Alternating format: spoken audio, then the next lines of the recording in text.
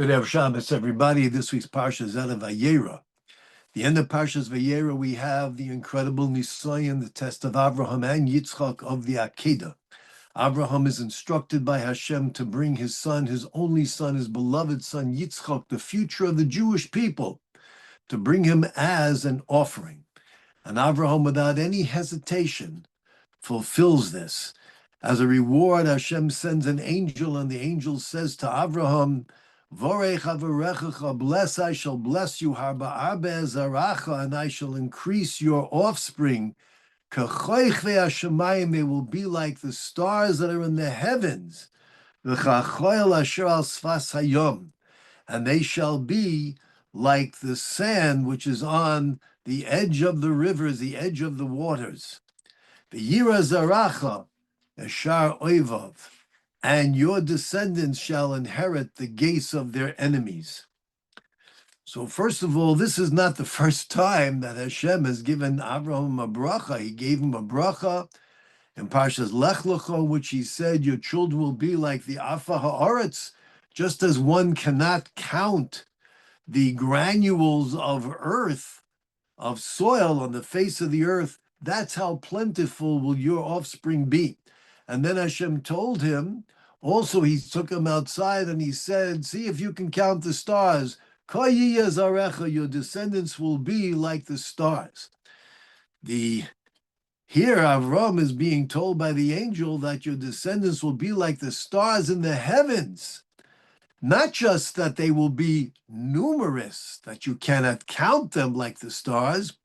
They will be like the stars in the heaven. The stars shine brightly even during the darkest moments of the night. So shall your descendants be. And they shall be like sand on the banks of the waters. What is the meaning of this bracha? They shall be like sand. Especially after Hashem says your descendants will be like the stars in the heavens. What could be a greater bracha than that? After that, Hashem says, and they'll be like the sand. I mean, we're going from the highest level to a lower level. What is the meaning exactly here? We find in next week's Parsha, Chayesora, when Hashem sends Eliezer to find the wife, Rivka, for Yitzchak.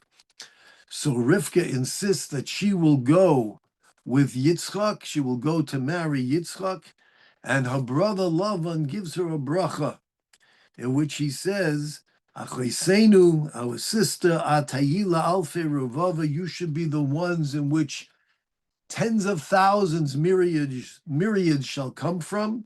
The Yirash Zarech Eshar Soinov, and your descendants shall inherit the gates of those who hate them.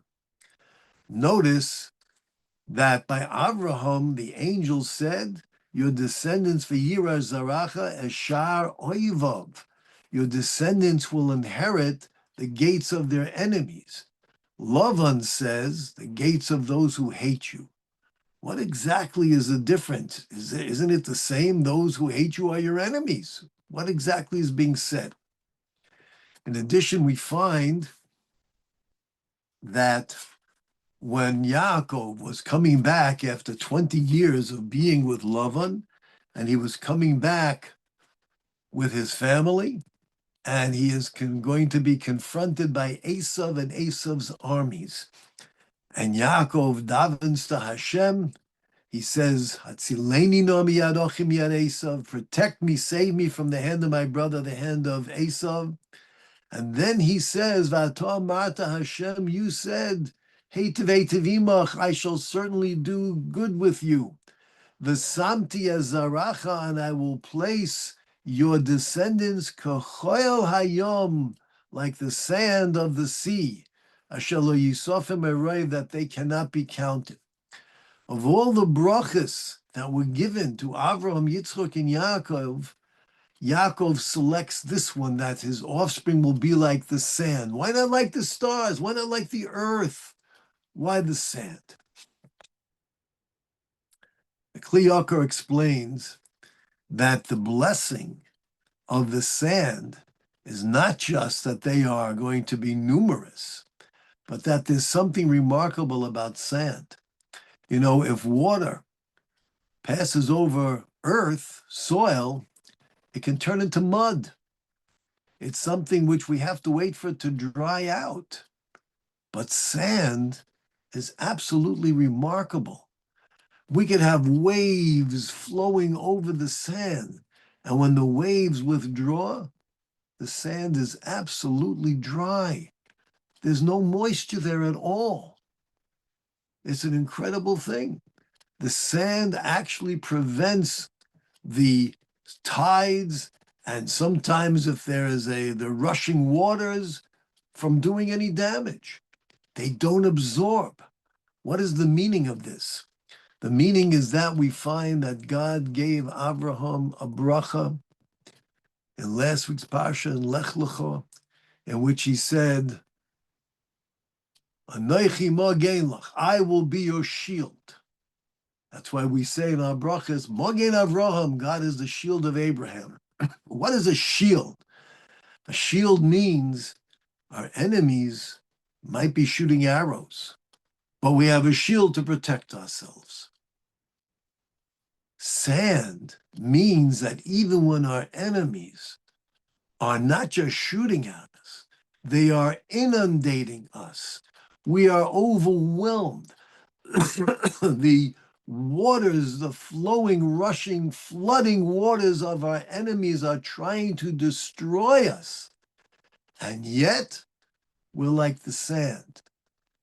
We're impervious, doesn't penetrate. If we remain loyal to Hashem, we will not be affected whatsoever. That's the bracha. Yes, we can be a guiding light. Yes, we can shine in the middle of the darkness. The stars are there. There's no question. But what about when our enemies are trying to destroy us? Hashem says to Abraham, he sends the angel, they will be l'kachol hayom. They will be able to withstand no matter what is thrown and cast upon them. And this we see with our own eyes throughout history. Jews have been subjected to inquisitions and exiles and holocausts and anti-Semitism and terrorism, and yet we remain firm and we remain happy and we remain strong because we are like the sand. As long as we have our faith, we remain impervious to everything they throw upon us. And that is why Yaakov, when he was being confronted by Esav and Esav's armies, Yaakov said, Hashem, you promised that we would be like the sand. And therefore I am invoking this promise that no matter what Esav comes to do, my descendants should remain impervious, unaffected, loyal, and faithful to you, Hashem, and your Torah. That's why Yaakov invokes this bracha as opposed to the others. The Bnei Yissaschar tells us there's a difference between an enemy and one who hates us. An enemy usually suggests somebody outside of our community, not one of our own people. Someone outside, they're an enemy. This is the bracha that the angel was giving to Avraham. V'yira zaracha eshar oivav. Your descendants, they will be like the stars and the sand. And the world, the enemies will not be able to hurt them. On the contrary, they will inherit the gates of their enemies. They will inherit those who are trying to hurt them. Lavan had a different perspective. Lavan was saying to Rivka that your descendants should inherit the gates of those who hate them. Meaning, Lavan, who was related, he was going to be a father-in-law he was going to be a brother-in-law to Yitzchak and a father-in-law to Yaakov, and he hated them. His own mishpacha, he hated them. And he was giving a bracha now from the depths of his soul to his sister and saying that your descendants should inherit the gates of those who hate you, even if it's from your own mishpacha, even if it's from your own people. This was the bracha. Klal Yisrael, we are like the stars and the sand. We will be able to illuminate the darkness when mankind recognizes that they have no goals, no purpose. They are just meandering in their degenerate, lost philosophies. And we will be like the sand that no matter what they do, it's going to roll off and won't affect us. And not only that, whether we are dealing with those who are our enemies or even those from within our own Jewish communities, there might be Jews voting for elected officials who are anti-Semitic. We shall inherit them too. These are the brachas that are given to our patriarchs and matriarchs. And no matter what occurs, no matter what transpires, whether it be politically or whether it be otherwise, these brachas are eternal. The Jewish people, we are the stars, we are the sand. Stay safe, stay healthy, and stay Jewish. Have a wonderful Shabbat.